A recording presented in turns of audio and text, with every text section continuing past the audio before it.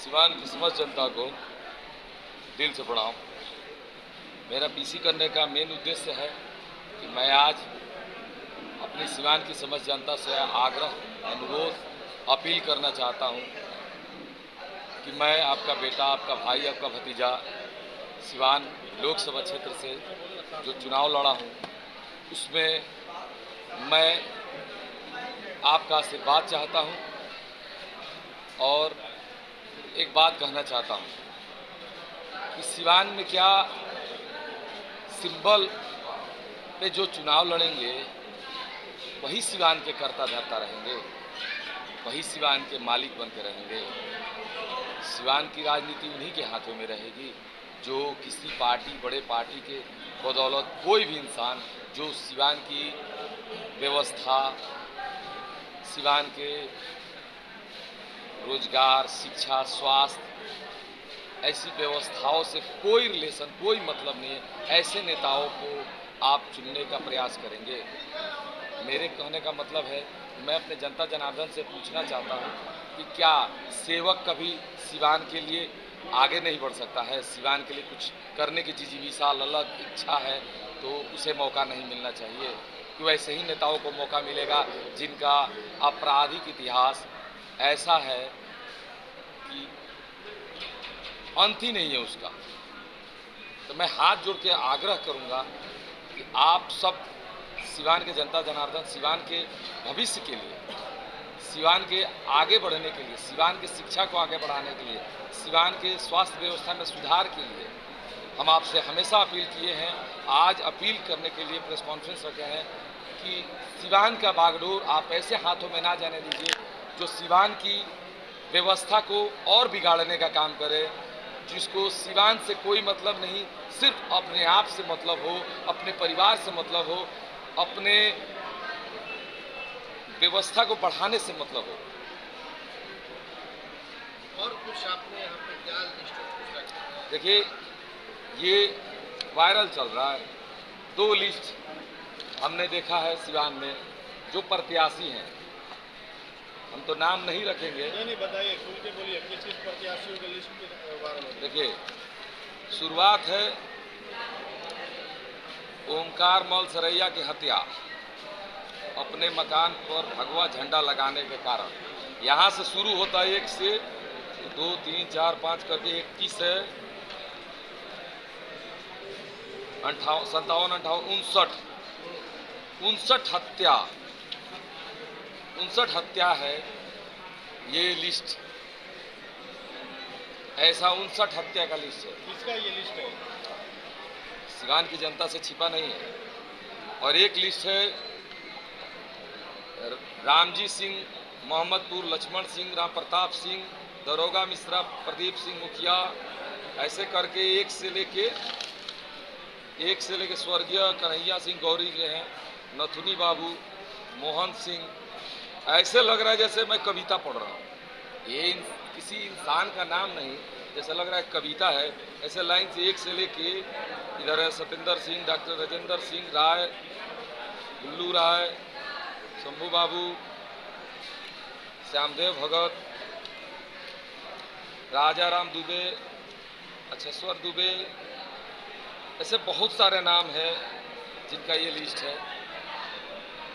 ऐसे लोगों के हाथों में सिवान का बागडोर होगा जिनका नाम हत्या नहीं, हत्या तो एक ऐसा लग रहा है जैसे उनके लिए खेल है, खेल मतलब कि हॉबी। ऐसे लोगों के हाथों में अगर सिवान की समस्त जनता आशीर्वाद देके अगर ऐसे लोगों के हाथों में अगर सिवान का बागडोर देती है तो सिवान का क्या व्यवस्था रहेगा, क्या स्वरूप रहेगा, ये सिवान की जनता से छिपा नहीं है। तो मैं हाथ जोड़ के अपील करूंगा कि इस बार का चुनाव आप जाति और पार्टी से हटके एक सेवक जो आपका बेटा, आपका भाई, आपका भतीजा है, जो सुलभ है, जब कभी भी हमसे कोई भी मिल सकता है, कोई भी हमें बुला सकता है, कोई भी बात कर सकता है आसानी से। मैं आपके बीच का हूँ, आपके बीच रहता हूँ, एक गरीब का बेटा हूँ, माता पिता के सहयोग से शिक्षित हुआ, बाहर पढ़ा, लेकिन कहीं ना कहीं पैसे के अभाव में मेरी पढ़ाई कंप्लीट नहीं हुई। मैं बिजनेस किया, बिजनेस करके अपने आप को यहाँ तक स्थापित किया और अपनी ज़िंदगी की 80% कमाई सिर्फ कोरोना काल में मेरा मन बदला और मैंने उसी समय ठाना कि मैं अपनी ज़िंदगी की 80% कमाई डोनेट करूँगा और जो निरंतर कर रहा हूँ, और ये मैं इसलिए बताना चाहता हूँ कि मैं कल एमपी बनूँ ना बनूँ, ये काम मैं निरंतर करते रहूँगा। मुझे कोई लालच एमपी की कुर्सी का नहीं है, बस मुझे लालच ये है कि मेरी सिवान की जनता को जो नेताओं ने आज तक ठगने का काम किया है, दोबारा 2024 में वही दोहराया ना जाए। नहीं तो सिवान का सबसे बड़ा वैकल्पिक व्यवस्था जो स्वास्थ्य व्यवस्था है, जिसका माने जनाधार ही खत्म है।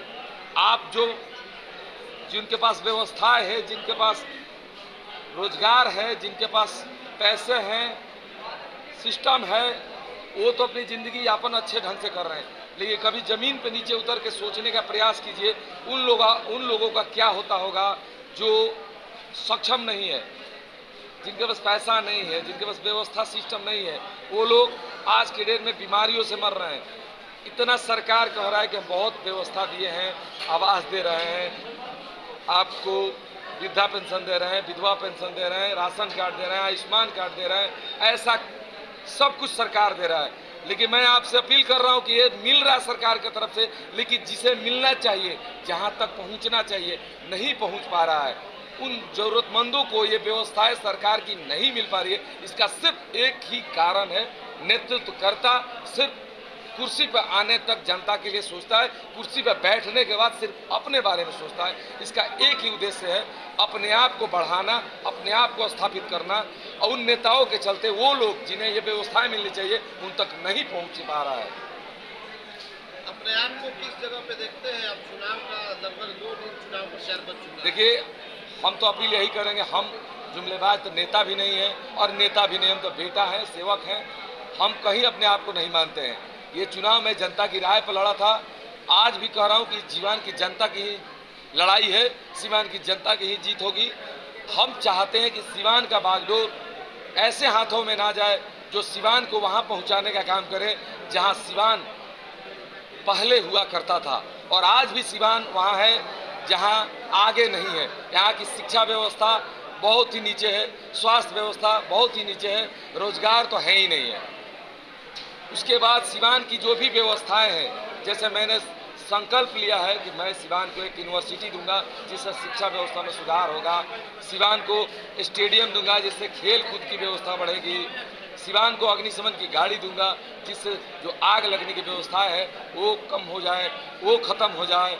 मैं सिवान में नदी की सौंदर्यीकरण करने की बात करता हूँ, क्योंकि नदी एक लाइफ लाइन है सिवान का। आज वो नाला का रूप लिया है, किसी को चिंता नहीं है। आने वाला समय में वो नदी एक जहरीली व्यवस्था बनेगी जिससे सिवान की अर्थव्यवस्था, सिवान की व्यवस्था चरमरा जाएगी। नदी का सौंदर्यीकरण होना जरूरी है। सिवान भ्रष्टाचार में लिप्त है, छोटे छोटे कार्यों के लिए घूस देना पड़ता है। भय इतना है कि लोग बैंक से पैसे निकालने से डर रहे हैं अकेले जाके, क्योंकि पैसे के साथ साथ जान की भी खतरा है। भ्रष्टाचार और भय मुक्त सिवान होना चाहिए, स्वच्छ और सुंदर सिवान होना चाहिए, ये मेरा संकल्प है। ऐसी बहुत सारे संकल्प है जिसे मैं पूरा करना चाहता हूँ। मैं हाथ जोड़ के आग्रह करता हूँ कि आप उन नेताओं को मौका दे सकते हैं जो सिंबल और जाति के आधार पर चुनाव लड़ते हैं। ऐसे एक अपने बेटा, अपने भाई, अपने भतीजा को मौका नहीं दे सकते जो सिर्फ अपने कार्यों पर वोट मांग रहा है, सिर्फ अपने कार्यों पर वोट मांग रहा है, सिर्फ अपने कार्यों पर वोट मांग रहा है। इस बार देखा जा रहा है कि ट्रेंड चला है गेरुआ और जय श्री राम और भारत माता की जय। देखिए, मैं खुल के कहता हूं, मैं किसी से डरता नहीं हूं। ये जो है सनातन धर्म की पहचान है, गर्व से कहते हैं कि हम हिंदू हैं। जो लोग भी ये लेके घूम रहे हैं वो लव जिहाद से भी खतरनाक वो वोट जिहाद है।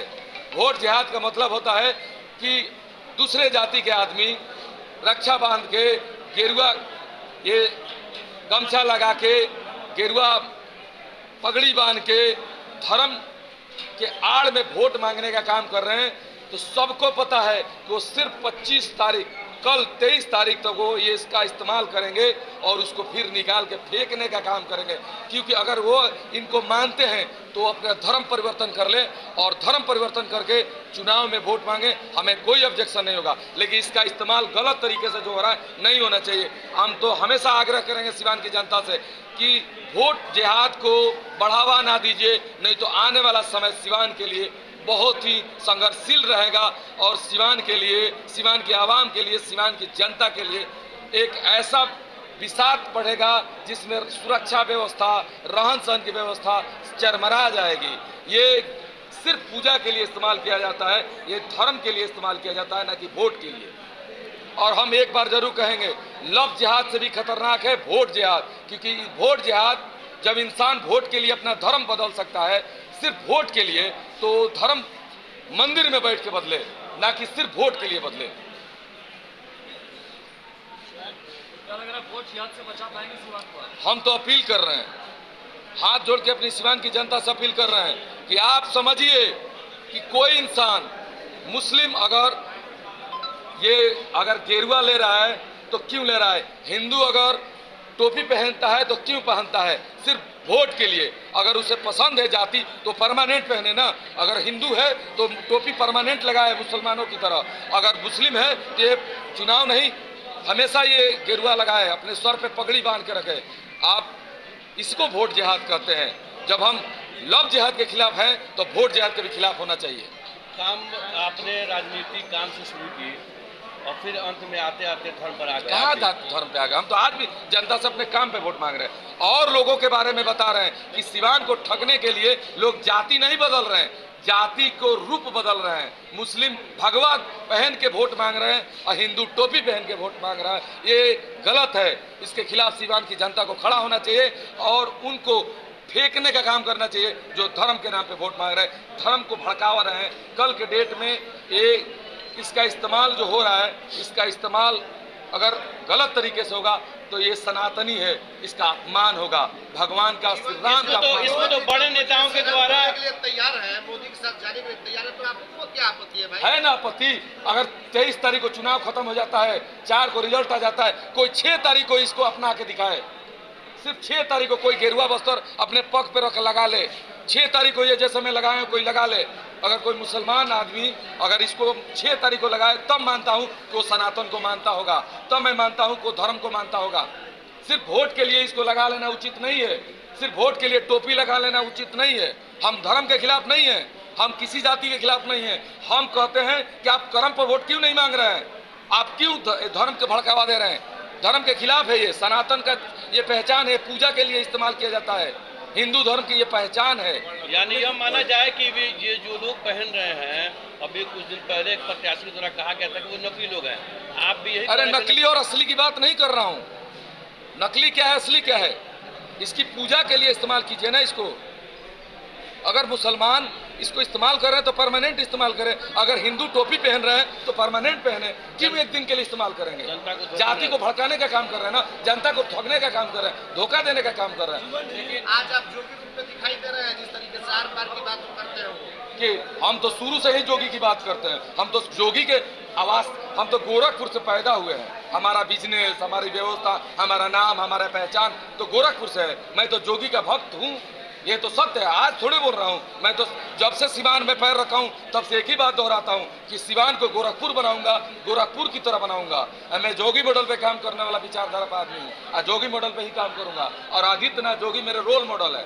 जीवन जी, लोकतंत्र में सभी लोग अपने मर्जी से जी सकते हैं, जो मन करे वो पहन सकता है, फिर आपको आपत्ति क्यों? आपत्ति इस बात की नहीं है, नहीं पहन सकते हैं, सब कुछ कर सकते हैं, तो मुझे आपत्ति नहीं है। मैं अपनी जनता जनार्दन से आग्रह कर रहा हूं कि इसका इस्तेमाल सिर्फ चुनाव में ही क्यों, इसका इस्तेमाल आप परमानेंट कीजिए ना, सिर्फ इस्तेमाल करने के लिए कीजिएगा। आज चुनाव खत्म हो जाए, इसके बाद भी कोई रखे तब मैं मानूंगा कि नहीं आप इसका इज्जत करते हैं, इसका मान सम्मान रखना है तो आप चुनाव के बाद भी इसको अपने सर पे लगा के घूमिए। अगर आप टोपी पहनते हैं तो आप चुनाव के बाद भी पहनिए, तब मैं मानूंगा कि आप उसका इज्जत करते हैं। इस्तेमाल करेंगे, आप करें चाहे कोई और करे, जनता झांसे में आएगी क्या? नहीं, इस बार हम देखिए कहा नहीं जा सकता है, हम जनता से अपील कर रहे हैं कि आप उन नेताओं के झांसे में नहीं आना है, ठगों के ठगी में नहीं आना है, जो सिर्फ जाति के नाम पे वोट मांग रहे हैं, भगवा के नाम पे वोट मांग रहे हैं, टोपी के नाम पे वोट मांग रहे हैं, काम के नाम पे वोट हो। ये सनातनी है, पूजनीय है, हम इसकी मान सम्मान करते हैं, इसकी इज्जत करते हैं, इसका इस्तेमाल हम लोग दिल से पूजा में करते हैं। तो राम के नाम पे वोट मांग रहा है, राम के नाम पे वोट मांग रहे तो राम के साथ काम करे। भगवान श्री राम के, भगवान श्री राम क्या किए थे? राजा दशरथ के पुत्र श्री राम थे, उन्होंने अपना राजगद्दी त्याग दिया जनता के लिए, सेवा के लिए। वो सेवा करते थे, लोगों की क्या अपील करते थे। श्री राम भगवान का कहना है कि जनता की सेवा करो, जनता के बीच बैठ के जनता का दुख दर्द हरो। राम के नाम पे वोट मांगिए, मैं भी मांग रहा हूँ, मैं भी श्री राम का भक्त हूँ, लेकिन मैं काम करके श्री राम भगवान का नाम ले रहा हूँ। सिर्फ भगवान के नाम पे वोट नहीं मांग रहा हूँ। मैं कहा ना, भगवान का होना जरूरी है कर्म के साथ। कर्म और भगवान दोनों, भगवान का आदेश है कि जो भगवान किसी की मदद करने धरती पे नहीं ना आएंगे, वो इंसान बनाए कि एक दूसरे का मदद करे। तो जो सक्षम लोग हैं, जो व्यवस्थापित लोग हैं, वो लोग दूसरे का मदद करें। भगवान श्री राम के नाम पे आप दान कीजिए कि हम भगवान श्री राम के नाम पे 251 लड़कियों की शादी करा देंगे। हम भगवान के नाम पे, श्री राम के नाम पे 10,000 लोगों का आंख का ऑपरेशन करवा देंगे। हम भगवान श्री राम के नाम पे किसी गरीब व्यवस्थापिक आदमी को व्यवस्था दे देंगे। किसी गरीब को छत नहीं है तो भगवान श्री राम के नाम पे छत दे देंगे। ये कीजिए ना। भगवान कहते हैं कि लोगों की सेवा करना विचारधारा है भगवान का। भगवान के राहों पे चलिए तो सेवा कीजिए। जीवन जी, एक सवाल होगा, आप जो बातें कह रहे हैं वो कहीं ना कहीं हिना साहब और उनकी टीम की तरफ इशारा कर नहीं, मैं किसी पे नहीं कर रहा हूँ। मैं कह रहा हूँ कि जो भी वोट मांग रहे हैं, मैं अपील कर रहा हूँ अपनी सीवान की जनता से, आप इनके झांसे में मत आइए। आपसे अपील कर रहा हूं कि भगवान का नाम होना जरूरी है। भगवान श्री राम भगवान है, तो उनके नाम पे कोई वोट मांग रहा है तो आप उनसे पूछिए कि भगवान श्री राम के नाम पे तुमने कभी किसी गरीब लड़की की शादी कराई हो? तुमने कभी किसी गरीब आदमी का आंख का ऑपरेशन कराया हो? कभी किसी गरीब महिला का बाछेदानी का ऑपरेशन कराया हो? कभी किसी गरीब असहाय आदमी के यहाँ अगर श्राद्ध कर्म है तो उसमें मदद किए हो? भगवान का वो काम है ना। वोट जिहाद कौन कर रहा है शिवान? जो कर रहे हैं उन सब जनता जानती है, बताइए, तो खुल के बता नहीं रहे। जनता सुनना चाहती है। जनता सुनना चाहती है तो मैं बोल दिया नू कि वोट जिहाद का मतलब होता है कि कर कौन रहा है, जो भी कर रहे हैं। क्या है वोट जिहाद? क्या है ये? देखिए, वोट जिहाद क्या है, लव जिहाद क्या है। लव जिहाद और वोट जिहाद में कोई अंतर नहीं है। वोट जिहाद का मतलब है कि धर्म परिवर्तन करके, धर्म का रूप बदल के वोट मांगना। अल्पसंख्यक वर्ग से हिना साहब ही और दूसरा तो कोई नहीं। ये मैं नाम किसी का नहीं ले सकता हूं। हम अपनी जनता के बीच आकर जनता से आग्रह कर रहा हूं कि आप इतना जानिए कि भगवान के नाम पे, भगवान के साथ साथ कर्म के नाम पे वोट होना चाहिए। मोदी जी की कैंडिडेट हैं, वो लोग भगवा और सनातन की बात करते हैं, उनकी एक राजनीति रही है। अच्छा, मोदी जी के कैंडिडेट है तो ये लिस्ट मोदी जी के कैंडिडेट का थोड़े है, ये मोदी जी के कैंडिडेट का लिस्ट है। इतना बड़ा लिस्ट है, ये मोदी जी के कैंडिडेट का लिस्ट है, एनडीए का लिस्ट है। क्या टोटल मिला के 46 हत्या किस पर आरोप है? एनडीए से जो होगा उसका लिस्ट है। रमेश से कुशवाहा है भाई, उनकी पत्नी है उम्मीदवार। आप एक बात बताइए, मैं चुनाव लड़ा हूँ, ठीक है, मैं चुनाव लड़ा, सदन में कौन जाएगा? आप जाइएगा, ठीक है।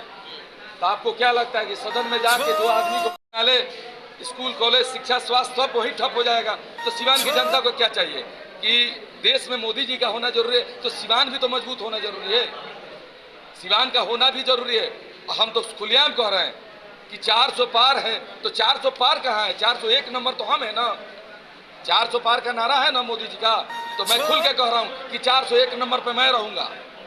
आपको अगर वैकल्पिक व्यवस्था ना मिले तब ना। देखिए, एक कल स्लोगन हमको मिला, मेहरवा में एक वैश्य समाज से हमारी बात हुई, तो उन्होंने कहा कि पृथ्वीराज चौहान से अगर नाराजगी हो जाए तो वैकल्पिक व्यवस्था में मोहम्मद गोरी से दोस्ती नहीं करना चाहिए।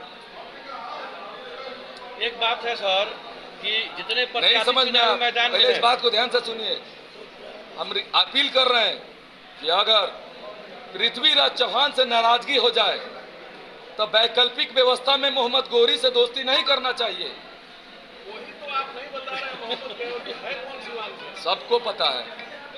हम कहना चाहते हैं कि सिवान यही रहेगा कि आगे भी बढ़ेगा, कि जाति पाति में बट के रहेगा। एक छोटा सा सवाल है सर, सभी लोग और लोग चुनावी मैदान में है प्रत्याशी, किसी ने ये हिम्मत नहीं जताई कि रमेश कुशवाहा के हत्या का आरोप गिनवा दिया जाए, और आपने वो हत्या का आरोप 46 हत्या का आरोप गिनवा दिया। कहीं ना कहीं अब सिवान को बदलने की तैयारी है और सिवान बदलेगा। सिवान के बदलने के लिए अगर जीवन यादव की हत्या भी होती है तो मुझे कोई फर्क नहीं पड़ता है, क्योंकि मैं ठान के गोरखपुर से आया हूँ कि मरूंगा तो सिवान के लिए और जीऊंगा तो सिवान के लिए, क्योंकि मेरा सपना है कि ना मुझे बिल्डिंग चाहिए, ना बड़ी गाड़ी चाहिए, ना दौलत चाहिए, ना शोहरत चाहिए, सिर्फ चाहिए तो मान सम्मान। और सिवान की जनता के लिए ऐसा करके जाना चाहता हूं कि कल मैं रहूं ना रहूं, मेरा सिवान रहे और मेरा नाम रहे। सर एक सवाल यह है, आपकी शुरुआत हुई है सामाजिक न्याय, सामाजिक विकास, सामाजिक सद्भाव, आखिर क्या परिस्थितियां आ गई कि आपको इतना संघर्ष करना पड़ गया और आपने चुनाव? आखिर मुझे देखिए, अगर मैं चुनाव में लड़ा, मुझे 2 बार धमकी मिला, मैं जानता हूं कि जो धमकी दे रहा है FIR भी है, जांच में कुछ क्लू भी मिला है, अरेस्टिंग होने वाला है, लेकिन धमकी मिला, फिर मुझे बैठाने के लिए लालच मिला। मैं भी चाहता तो मनीष कश्यप की तरह समझौता कर लेता और कल हो सकता था मैं विधायक, लेकिन ना मुझे विधायक बनना है, ना मुझे MP बनना है। मुझे सिवान की जनता के बीच रह के सिवान की जनता का सेवा करना है और सिवान की जनता के बीच रहना है और उनको ये बताना है कि मैं आपका बेटा, आपका भाई, आपका भतीजा, सिवान को हम एक वहां देखना चाहता हूं जहां गोरखपुर है। सेवा और विकास के नाम पर नगर पालिका चुनाव में आपके समर्थित उम्मीदवार की जीत हो गई। सेवा और विकास लोगों को पसंद आ रहा है, तो क्यों ना उस पर आप फोकस कर रहे हैं? तो उसी पर फोकस किए हैं, सेवा विकास पर तो हम वोट मांग रहे हैं। हम कहाँ कह रहे हैं कि मेरा 46 हत्या का रिकॉर्ड है, मेरा कहाँ 75 रिकॉर्ड है। मैंने कहा है कि मुझे सनातन धर्म पे वोट चाहिए। मैंने कहा कि मैं श्री राम का भक्त हूँ, लेकिन भगवान का भक्त होने के बाद मैं कर्म करता हूं। आप मुझे उस पर वोट कीजिए। मैं अगर MP बनने लायक हूं, अगर आपको लगता है कि मैं MP के योग्य हूं, तो आप मुझे वोट कीजिए कि मैं सिवान को अपने संकल्प लिया हूं, जहां सपना देखा हूं वहां पहुंचाने का काम करूं। कि ऐसे लोगों को आप दीजिएगा जो लोग सिवान को कहां से कहां पहुंचाएंगे। ये सबको पता है कि सिवान गर्त में है और गर्त में ही रहेगा। जाति पार्टी से हट के अगर वोटिंग नहीं होगा तो सिवान का विकास नहीं होगा, सिवान में बदलाव नहीं होगा। और मेरी लड़ाई सत्ता से नहीं है, मेरी लड़ाई व्यवस्था परिवर्तन से है। आपकी युवा चेतना, राजनीतिक युवा चेतना का अगर श्रेय जाता है तो जीवन यादव को जाता है। और अभी तक सिवान में अपराध, भ्रष्टाचार और जात पात, धर्म मजहब के राजनीति पर चुनाव हुआ है, इस पर बदलेगा। अगर सिवान की जनता इस चुनाव में, मुझे विश्वास है कि जाति पार्टी और ये अपराध, इससे बदलाव होगा और सिवान एक सुखमय, शांतिमय सिवान बनेगा। गोरखपुर में प्लॉट लेना हुआ आसान। बंधन पैराडाइज, आपके सपनों का टाउनशिप, जहां आपको एक ही कैंपस में मिलेगी अस्पताल, स्कूल, पार्क, शॉपिंग एरिया जैसी सभी जरूरी सुविधाएं। एयरपोर्ट से मात्र 3 किलोमीटर की दूरी पर नेशनल हाईवे के किनारे माडा पार्क, जहां मिलेगा आपको शांत, प्राकृतिक और सुरक्षित वातावरण। सिर्फ 25% भुगतान कर बाकी आसान किस्तों में करें पेमेंट। तो इंतजार किस बात का, आज ही दिए गए नंबरों पर कॉल करिए, हमारा साइट विजिट करिए। हमारा पता है बुद्ध विहार पार्टे निकट GDA ऑफिस, तारामंडल, गोरखपुर।